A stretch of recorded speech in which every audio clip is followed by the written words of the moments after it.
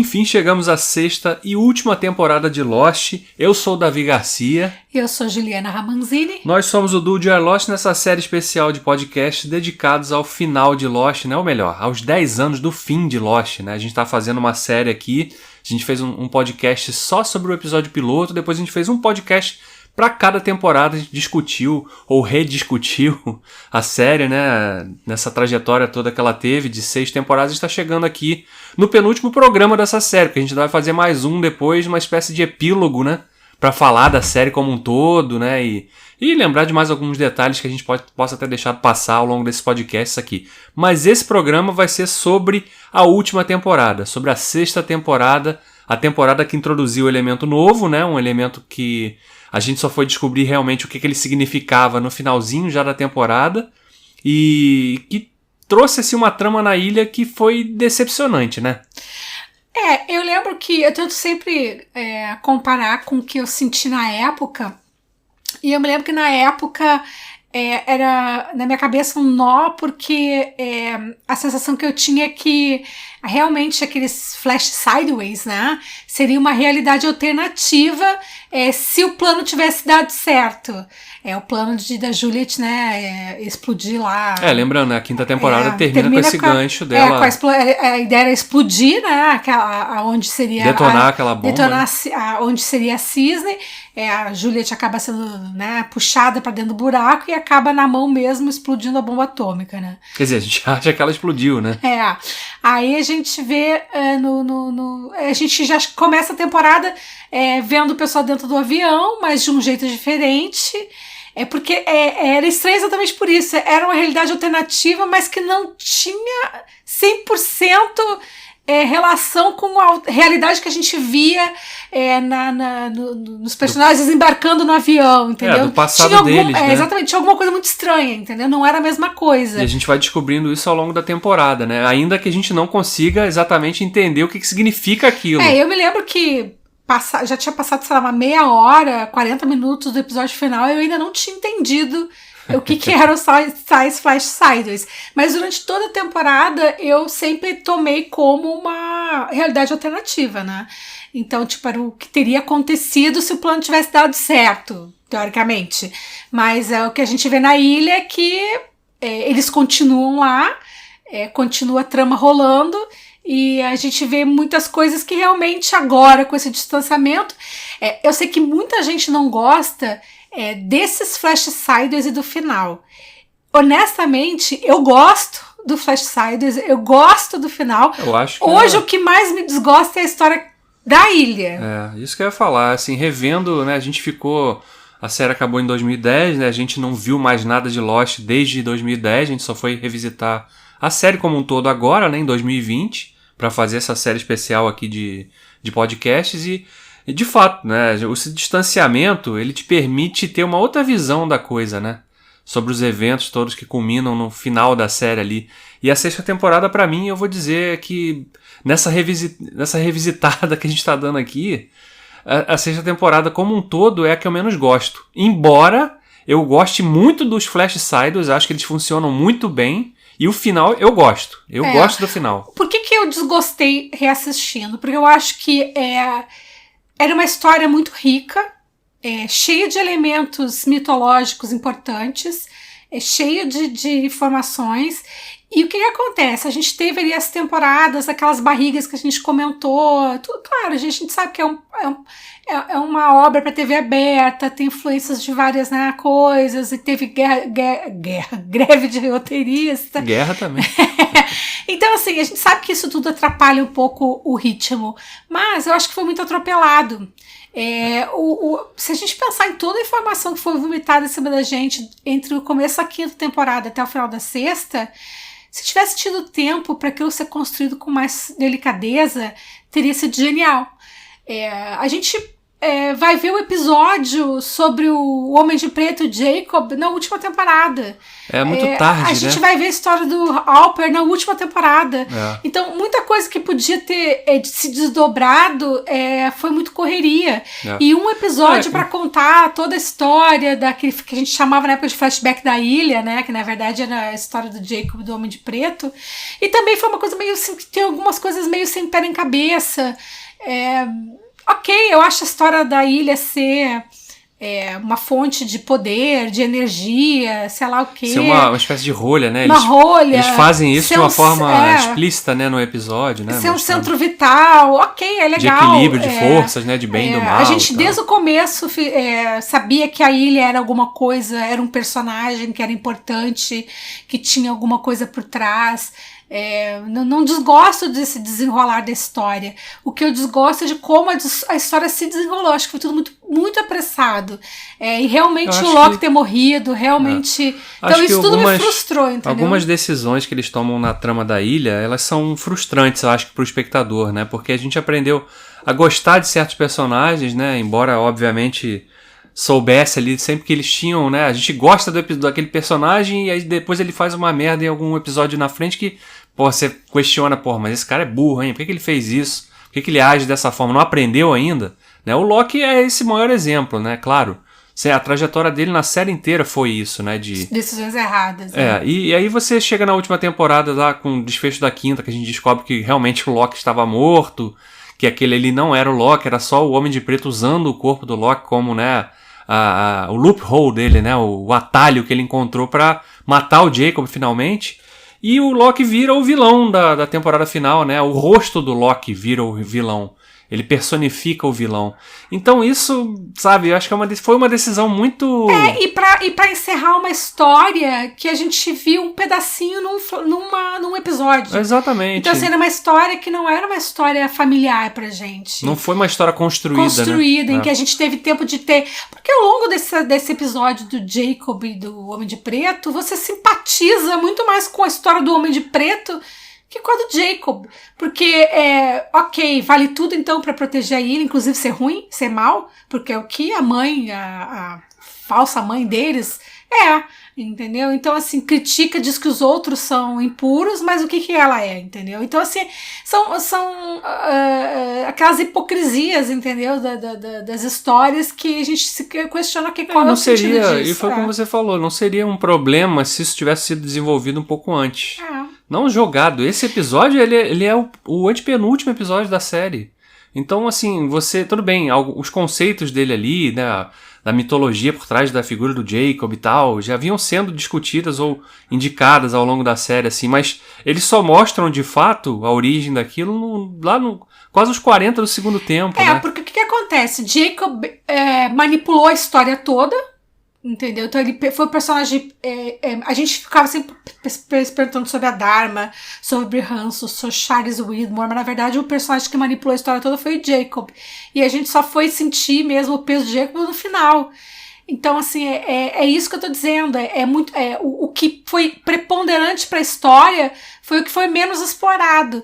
E o que teria sido mais rico para a história também, né? Que seria aprofundar realmente nessa história da ilha, do que é a ilha, por que eles foram levados até a ilha, pessoas que são tão moralmente frágeis, né? Por que eles são os candidatos? E você percebe que o Jacob era um sujeito cruel também, porque aquele grupo não era o primeiro grupo que chegava na ilha naquelas condições ali, né? Ele atraía grupos ali para aquele lugar, né? O próprio Alper foi, né, o navio que ele estava, foi um navio que não foi um mero acidente, ele foi levado para lá, né? Então você vê que a figura que teoricamente representaria o lado bom da história, ele... Tava só tentando arrumar um substituto. O tempo todo, né? Não, e assim, vamos por partes, né, falando dessa temporada, porque assim, essa abertura fica, nossa, mas então vocês odiaram, né? Não é isso. Não, a gente não odiou. A gente tem aqui, eu particularmente tenho problemas de fato com o que acontece na trama da ilha, que eu acho que ela é muito desencontrada com tudo que foi construído até ali, né? E repito, eu acho que os flash sides, eles funcionam muito bem. Eles vão, ao longo dos episódios, assim, o que vai acontecendo ali, que a gente vai vendo as diferenças que fazem a gente questionar, mas o que aconteceu ali? Peraí, o Dean e a Sam, então, não eram casados quando eles estavam embarcados lá, eles estavam lá na Austrália e foram para os Estados Unidos, eles não eram nem casados. Mas como assim? Eles não eram casados antes? O que aconteceu? Ué, o Sawyer não é mais um golpista, ele é um policial agora nessa realidade. E o Hurley não era azarado, agora é sortudo. Então, e o Jack tem um filho nessa realidade. E a Kate, ué, por que a história da Kate continua a mesma? Exatamente, então tem e a da Claire também. Entendeu? E a gente vê o Ben fora da ilha, ele é um professor de história, respeitado na escola, querido pelos alunos, né? Ele tem uma relação ali... O Locke tinha um relacionamento com o pai, né? Então, ué... Então essas coisas deixavam a gente sempre curioso, né? Elas funcionavam muito bem, né? E elas só começam a ficar mais claras realmente sobre a natureza daquilo quando a gente chega no, acho que é o 11º episódio, que é aquele que o Desmond é levado de volta para a ilha, e aí eles botam ele lá naquela máquina lá, naquele selenoide lá, onde ele tem mais uma vez uma experiência com eletromagnetismo, e a consciência dele viaja para essa outra realidade. E aí ele entende o que aconteceu. Pô, peraí, né? Isso aqui não é eu não tô numa realidade paralela, não física, sei o quê. Eu tô num outro plano agora. É. Eu não tô mais num plano físico, exatamente, né? Embora as pessoas que estejam aqui achem que ainda estão vivendo suas vidas normalmente e tal. Não, era só realmente o que vai ficar claro já na reta final, o que era a representação daquele plano ali. Mas a série começa de uma forma muito legal, porque quando a gente tá vendo aqueles personagens no avião ali, o desembarque acontece e tal... E, né, e o Jack tá lá. E tem até uma conversa com o Desmond, né? Que o próprio Desmond tá dentro do avião, né? O Desmond tinha uma relação boa com o Charles Widmore. Ele era um funcionário, um executivo faz tudo pro Charles Widmore, né?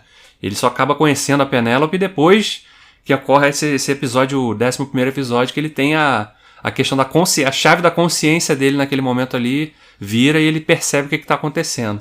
Mas até então a gente tá vendo isso, os personagens, essas diferenças, e o primeiro episódio, ele... Né, a sequência inicial de pré-créditos, ela tem essas cenas dentro do avião e tal, e que termina com a câmera mergulhando no fundo do mar e mostrando a ilha submersa.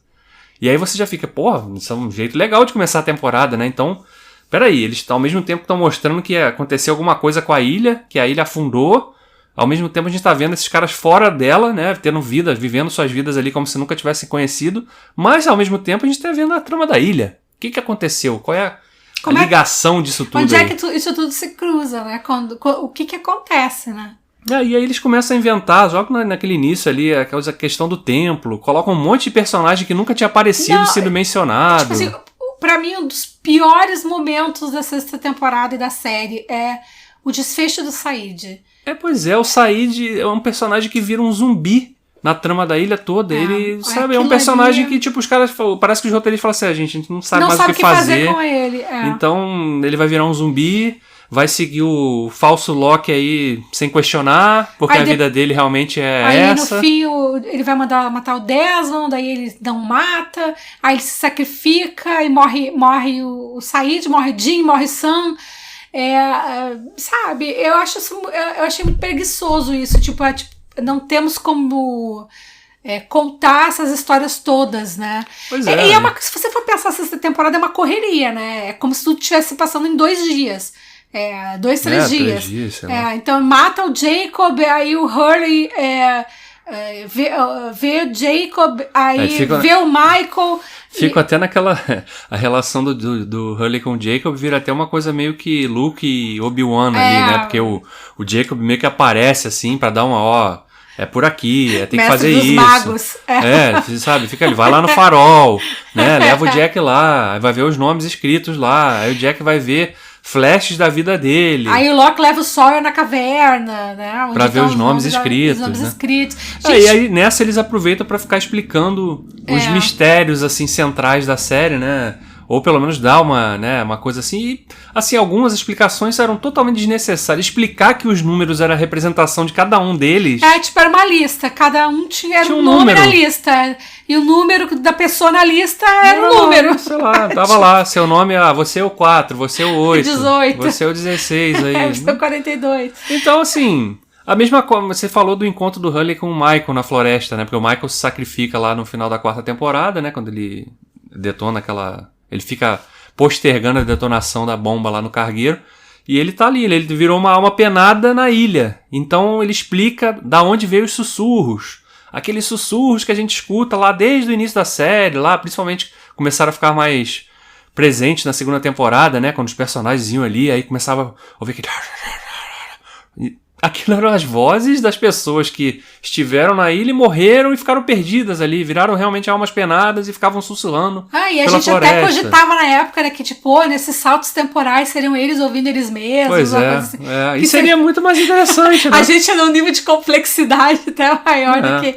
Mas assim, a gente tem ali todo aquele desfecho da morte da Juliet, aquele ranço todo do Sawyer, e o Jack, que agora não quer ser mais líder de nada, e só quer seguir os outros. Aí a gente vê a Claire surgindo como uma espécie de Danielle Rousseau 2.0, porque ela ficou louca ali, naquele, né?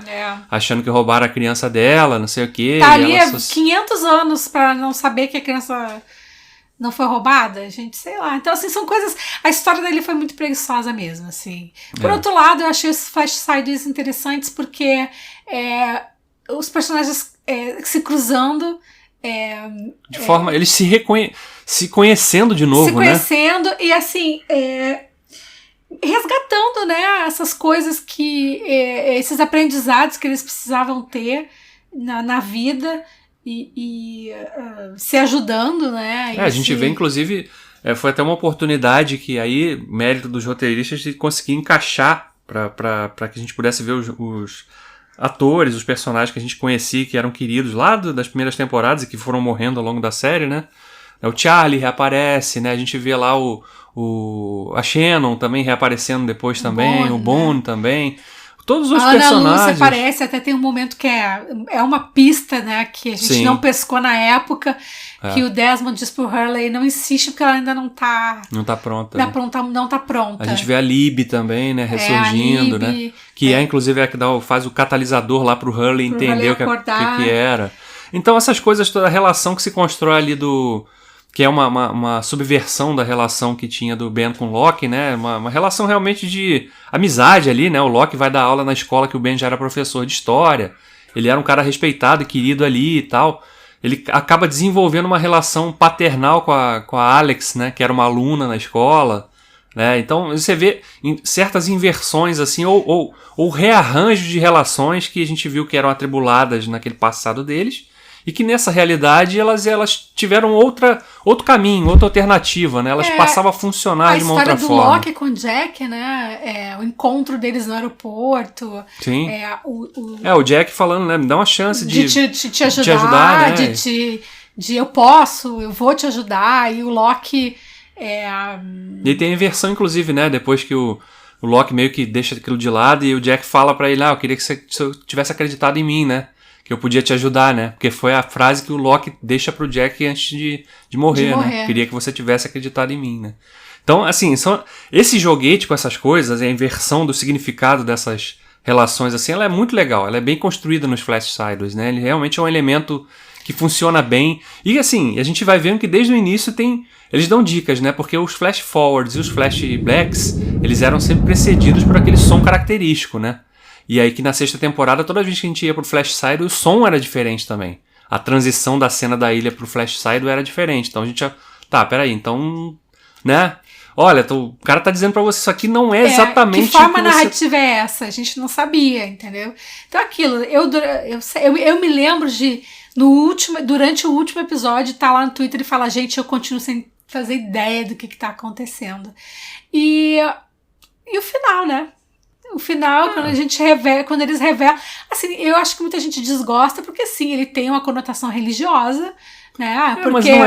Mas não é de religião, entendeu? Exatamente. É um conceito de que existe vida após a morte, que a vida após a morte é igual à vida aqui, que as pessoas, elas... se encontram durante a vida, que elas se relacionam, que elas precisam... Deixam marca na vida de outras pessoas. Exatamente, que elas criam essas ligações, esses vínculos. Elas fazem mal, elas fazem bem umas para as outras, elas tentam corrigir os erros, tentam acertar. Nem toda pessoa é 100% boa, nem 100% má, exatamente. Né? Tem sempre aquela linha cinzenta ali. Quebra aquela ideia de céu e inferno, purgatório, entendeu? Assim, pra mim, eu vou ser bem honesta, eu gosto, porque é a visão que eu, pessoalmente, tenho de vida após a morte. É o que eu, Juliana, acredito que seja. Porque eu realmente acho que se a gente vive assim, como a gente vive hoje, porque diabos a gente vai viver diferente depois de morrer? Porque diabos a gente vai para um paraíso ou para o inferno? Por que a vida não continua a mesma? Eu vou ser diferente depois que eu morri? Existe uma transformação complexa e completa na alma depois da morte? Eu acho que não tem sentido. Eu acho que o mais certo eu morro e continuo sendo o que eu sou. E eu vou viver como? Do jeito que eu vivo, entendeu? Então, assim, pra mim aquilo fez sentido, porque eu acredito naquilo, né? E mas ao mesmo tempo não é uma ideia panfletária, né? De como você falou, de uma religião específica. Então é um viés espírita, ou é um viés, sei lá, islâmico ou católico. Tem um pouco de tudo ali. Né? Tanto que a igreja, né? Isso na época, óbvio, né? Isso foi um easter egg debatido lá, que o vitral da igreja ele tinha representação das religiões mais populares, digamos, né? Você tinha lá a cruz, né? Você tinha o símbolo do judaísmo, você tinha tudo ali. É uma tentativa de ser ecumênico o negócio. Exatamente. Então você tinha... Tudo se encontrava ali, tudo convergia ali, assim como os personagens vão convergindo, né? Pros reencontros, né? Eles... Não é uma coisa que todos passam a entender o que aconteceu com eles, onde eles estavam, o que eles estavam vivendo. Cada um tem o seu tempo, e eu achei bonita aquela cena com o Ben, continuo achando bonita, né? Quando ele diz que ele ainda não tá pronto para seguir em frente. Ou seja, é exatamente o que eu acredito. Tem gente que aprende, que entende e que segue em frente. Outras pessoas não. Elas erraram tanto que só entender os próprios erros não basta. Elas precisam corrigir esses erros, né? Então eu achei bem legal achei bem emocionante, bem... Assim, eu acho que é um final que, se você assiste com o coração aberto, tentando deixar se tocar pela mensagem, é um final bonito, de esperança, de superação, né, de fé, né? Não, o final é muito bonito. Eu gosto muito daquela cena ali, quando o Jack... Porque o Jack é o último personagem que vai realmente entender o que estava acontecendo, né? Quando ele chega ali na capela e, né, a Kate vai lá, não, o pessoal tá lá te esperando, não sei o que e tal. E aí você... vê ele chegando ali e ele tem aquele encontro com o pai, né? E aí tem aquela conversa, né? Toda aquela coisa da... né? Vocês foram importantes na vida de vocês e tal. Por isso que vocês construíram esse lugar aqui pra que pudessem se reencontrar, né? Porque vocês sabem o que cada um representou na vida do outro aqui, né? O peso disso e tal. Então, chegou a hora de seguir em frente, né? Agora, né? E você tem aquela cena da reunião da igreja que muita gente na época falou assim, pô, mas isso aí parece coisa de novela, não sei o que e tal. O significado daquilo tudo é o peso. As pessoas chegaram na ilha de uma forma e saíram dela, vivas ou mortas, e a maioria delas saiu morta, né, dali, ou quer dizer, não saiu da ilha, né, e os que saíram seguiram sua vida, né, o Sawyer, né. E a resposta que todo mundo sempre, até hoje, pergunta, mas estava todo mundo morto então? Gente, o próprio Christian, mais conhecido como o pai do Jack, tem uma meia hora de discurso explicando o final, que eu acho que era desnecessário, mas aí a gente vê que era mais do que necessário, talvez não tenha sido tão claro, mas ele explica isso. Ele explica, ele é o Jack, mas o que tá acontecendo? Então, vocês viveram uma vida e em um momento vocês se encontraram, as vidas de vocês se cruzaram num acidente, vocês criaram laços, passaram por dificuldades, se amaram, se odiaram, se mataram, uns morreram antes, outros durante, outros depois, mas agora é o fim, todos aqui estão mortos. Entendeu? Mas cada um chegou aqui no seu momento. O que vocês viveram aconteceu, né? Tudo aquilo aconteceu. Vocês estiveram na ilha. Aquelas experiências foram reais, né? O Charlie morreu na ilha, Bonnie morreu na ilha, Shannon morreu na ilha, Locke morreu fora da ilha, Jack morreu na ilha, Kate, Sawyer, Claire saíram da ilha. Então, assim, em algum momento, todo mundo se reuniu numa pós-vida, né, para fazer esse reencontro, essa prestação de contas entre eles, entendeu? E para seguir em frente, ou seja, a gente superou, a gente viveu aquilo e agora a gente tem que ir pra outra etapa. E é legal porque a última cena com eles ali, né, as portas se abrindo ali, aquela luz entrando, aquilo ali fica aberto para interpretação, né? O que viria a seguir, né? Vão reencarnar, renascer, tem um próximo nível ali. Vão para outro lugar, entendeu? Aí, exatamente, não deixa claro. Fica cada um acreditar no que acredita, entendeu? Exato, então, eu adoro acreditar, beleza, vai todo mundo reencarnar, vão novas vidas, se reencontrar de novo e tentar resgatar os erros. E se você quiser acreditar que eles saíram dali para fazer um churrascão também pode ficar tranquilo. Mas eu acho que é um final que não merece essa raiva toda que as pessoas têm, essa polarização gigantesca. Acho que a grande questão do final é que as pessoas elas já foram ficando frustradas ao longo da temporada com as coisas que estavam acontecendo na trama da ilha, sabe? E aquela coisa batia-se muito naquela... mas cadê as respostas? Mas não tem resposta de nada, vai acabar a série, não vou responder nada. Mas aí é que tá, isso é uma coisa que me irrita até hoje. Gente, reassistindo... eu só tive mais certeza, e desde o começo era a história sobre essas pessoas e essas relações em uma ilha, e aí a ilha tinha lá seus mistérios, mas a ilha, tudo isso eram histórias coadjuvantes.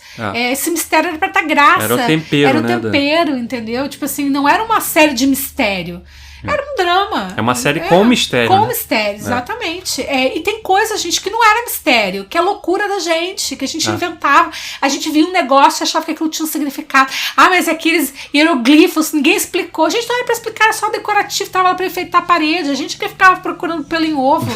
A gente procurava pelo em ovo mesmo. E aí, mas o erro deles foi tentar explicar o pelo em ovo, entendeu? Ou então também dá muita corda pra esse tipo de né, construir esse...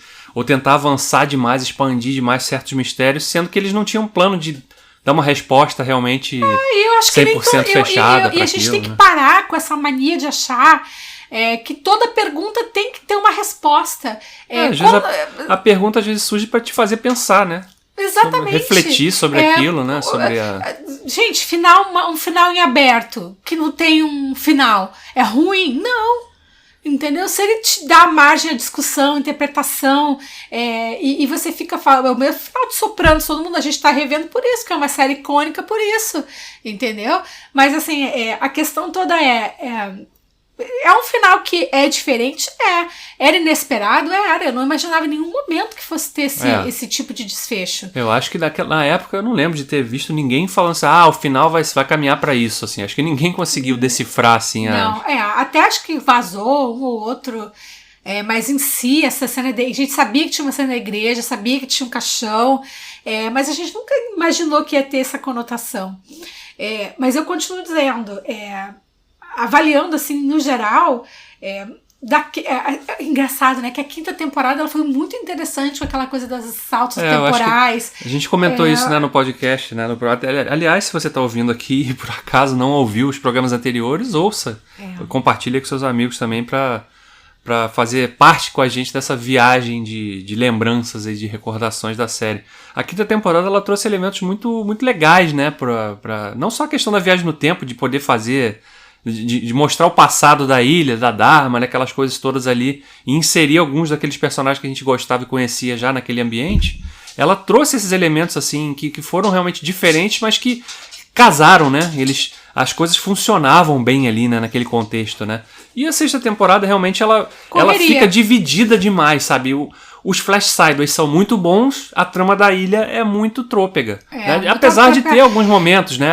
Tem uma cena dos acontecimentos da ilha, que, pra não deixar passar batido, que eu acho que é muito legal, e que, de novo, bate muito com aquela questão de a diferença que faz ter um ator bom para representar certos personagens. Né? O Michael Emerson, na cena que ele finalmente mostra um certo arrependimento de tudo que ele fez, né?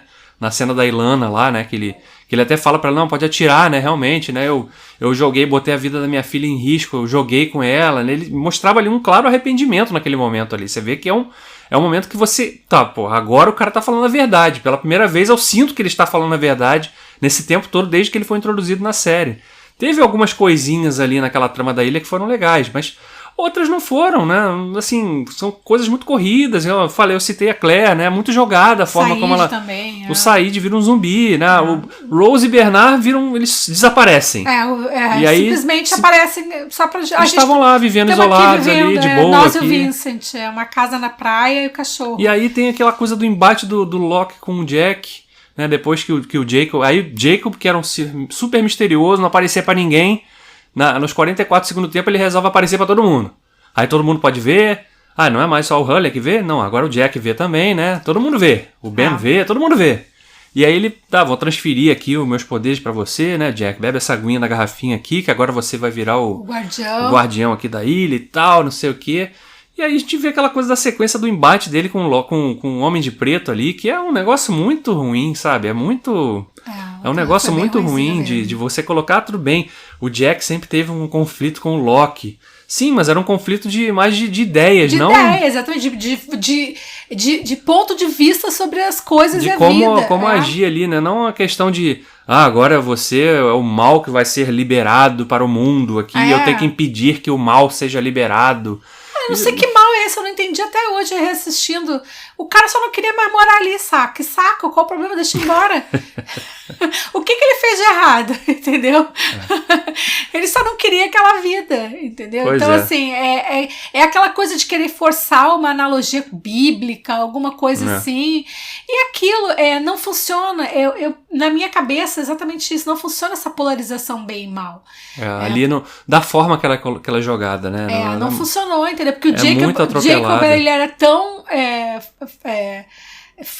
frágil moralmente, ele era tão contraditório quanto o Homem de Preto, entendeu? Sim, mas se bem que a sacada do Homem de Preto não ter nome também é ótima, né? Porque a gente sempre desumaniza o cara, né? Exatamente, então, né? assim, é bizarro. E... Não, tem a questão toda, né? A gente vê aquela cena deles ali com aquela luta ali já no penúltimo episódio, né? Comindo na pedreira lá, quando eles desligam a força da ilha, né?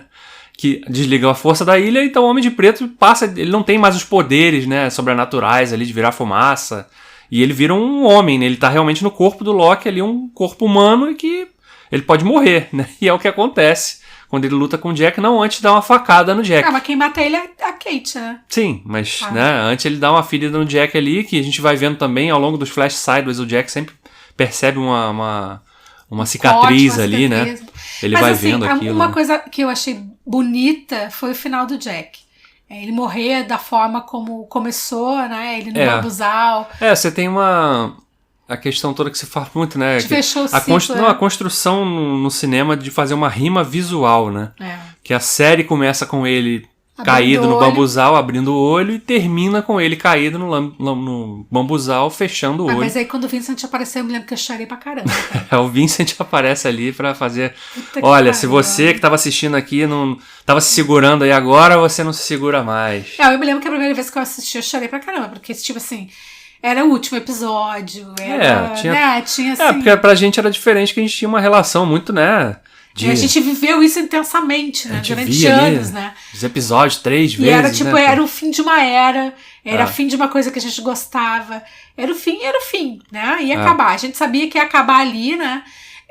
Mas assim, eu me lembro também, eu fui resgatar os meus comentários na época, e eu me lembro que eu li no Twitter que eu escrevi, eu disse que, calma gente, eu reassisti o final, aquele estranhamento passa, um final muito bonito. E eu acho que é exatamente isso. Eu acho que é um final que trouxe um estranhamento, mas ao mesmo tempo ele era muito bonito. Por outro lado, a trama da ilha, que é a história em si, decaiu, foi realmente... Talvez se eles tivessem feito mais episódios, por ser a última temporada, tivessem explorado com mais calma. Eu acho que... É que não aconteceu nada, gente. É que ficou parecendo assim, eles queriam chegar logo no final, mas pra chegar naquele final onde eles queriam... Precisava contar ainda um pedaço da história na ilha. Mas gente, a gente não tem muito mais ideia aqui. Vamos só colocar os homens do Widmore ali querendo dominar. E aí o Homem de Preto, né? Que é no corpo do Loki, que é o outro grupo. Ele angaria os seguidores ali. Alguns vão atrás, né? Como o Said, a Kate, o Sawyer em determinado momento. Aí começa a jogar de um lado pro outro. Aí ao mesmo tempo a gente tá vendo o pessoal tentando fazer a coisa pra usar o avião pra sair da ilha. Né? E quem vai sair naquele avião? Como que isso vai acontecer? Então, mas é uma trama que não funciona, assim, embora tenha algumas tentativas que eles façam de, né, quando eles introduzem personagens novos lá, como o japonês lá, o Hiroyuki Sanada, né, que vira lá um personagem do templo, lá um protetor do templo. O Hiroyuki Sanada é o Doujin, né, que aparece na 6ª temporada, e que quem tá vendo Westworld, ele faz o Musashi lá, né, na Westworld.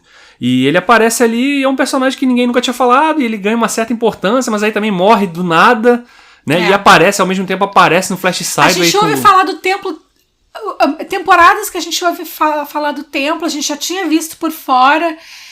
Por que não ter explorado antes? Por que não ter... Entendeu? Essas coisas que... A gente descobre que lá tinha uma comunidade. Tinha uma comunidade e uma água que operava milagres, né? Porque foi pra lá que o Ben, quando foi levado, né? E ele mudou a natureza dele quando ele foi banhado naquelas águas ali, supostamente, né? Então você vê essas coisas todas, né? E ao mesmo tempo... Flash Sideways que resolvem as histórias de uma forma muito mais instigante e emocionante até, né? A própria relação, que foi um tema sempre muito central na série, que era o conflito pais e filhos, e a gente vê isso, eles revisitam isso no Flash Sideways com o Jack tendo um filho, né? E como se resolve, né? Quando a gente vê a introdução do filho dele, a gente fala, tá, vai lá, ele também tem um problema com o filho, né? Eles não se comunicam direito, né? Não se falam bem, moram em casas separadas e tal, e a gente vai vendo aquilo, como vai acontecendo aquilo, e eles se aproximam. Aí você fica, pô, legal. Eles, né, conseguem resolver esse conflito. Toda aquela coisa que ele carregava da relação atribulada dele com o pai, aquilo foi carregado para a relação dele como pai daquele garoto. Ele viveu aquilo para aprender, né?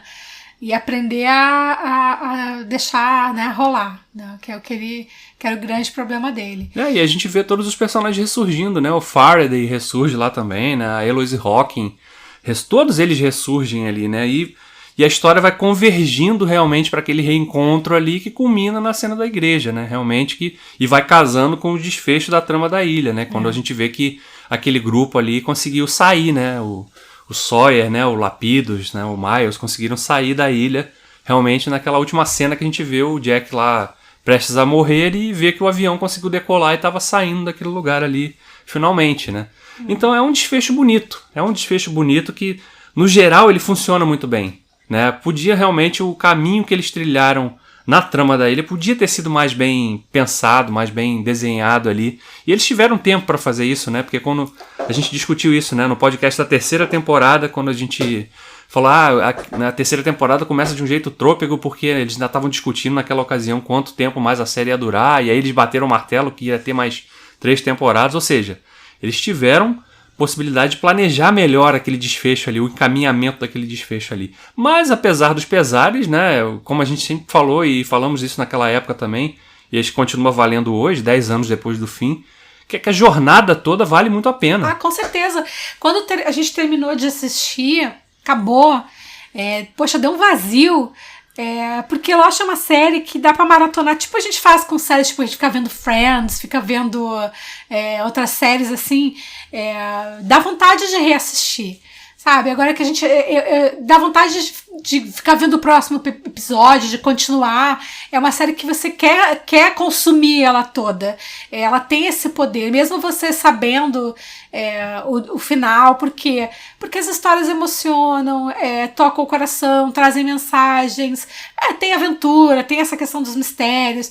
Mas Lost é uma série muito diferente. Eu não acho que tenham feito nada ainda com o nível que foi de envolvimento, assim, que causa na gente. Porque Game of Thrones envolvia a galera, mas tipo, era uma história violenta, né? Não, mas ele já tinha uma origem, né? Não era um produto 100% original. E assim, né? tipo, o tom, o caráter da série é outro, entendeu? Assim, não dá pra comparar. Então, assim, né? não é uma série que te, sabe... talvez eu fiquei pensando assim, eu apostava muito que o Westworld fosse ser assim tão impactante, mas acabou não sendo. Não consigo lembrar de nenhuma série que tenha me feito assim, tipo... Poxa, teve muita série que virou popular, né? Como Lost foi naquela época, né? Mas que, assim, eu acho que nunca não teve uma série que movimentou tanta gente, assim, que discutia, né? Aquela coisa de... Não claro, hoje em dia com os canais aí que a gente tem muito site, muito canal no YouTube, as pessoas discutem, né, os episódios, por exemplo, e tal, assim, a gente tem aí algumas séries, tipo Stranger Things, que mobilizam a galera. Mas é mais pra o fator, né? Se discute mais quando você fala de um Stranger Things, é mais pelo fator nostalgia, né? Me lembra muitos filmes da minha infância, né? Que é isso, né? E aí fica nisso, né? Não tem tanta coisa. Você não tem tanta discussão, né? E Lost abria realmente ela te dava essa possibilidade, né? Mas, aproveitando, né? A gente esse podcast aqui, já estamos chegando no fim dessa edição aqui. Como eu falei, a gente vai fazer mais um programa. E nesse próximo programa, que vai ser o último dessa série, né? De série especial dedicada a esse aniversário de 10 anos do fim, a gente vai fazer um apanhadão, assim, da série como um todo, né? A gente vai fazer os nossos favoritos, os episódios, lista, temporadas, personagens. E falar de coisas que a gente, obviamente, deixou passar batido aí ao longo dessas discussões. E até por isso a gente pede pra você que tipo de coisas que vocês acham que a gente tinha que discutir, que passou batido ali, que a gente pode carregar pra esse, digamos, epílogo dessa série especial. Esse encerramento dessa série especial. Então fica aí o convite, e de novo, se você não ouviu os outros programas, ouça, compartilhe com seus amigos, o programa está disponível em todas as plataformas de podcast. Tá no Spotify, no Deezer, no iTunes, lá no blog, lá no YouTube. No doyourlost.com.br, você pode assistir no player do Podbean, você pode assistir no YouTube. Aliás, se inscreve no nosso canal do YouTube e mande seu comentário nas redes sociais, lá no YouTube, onde você quiser, que a gente vai sempre dar uma lida e uma resposta. Isso aí. Obrigado por ouvir e a gente se encontra no próximo programa ainda, hein? Vamos nos falando. Até o encerramento no próximo episódio. Tchau. Tchau.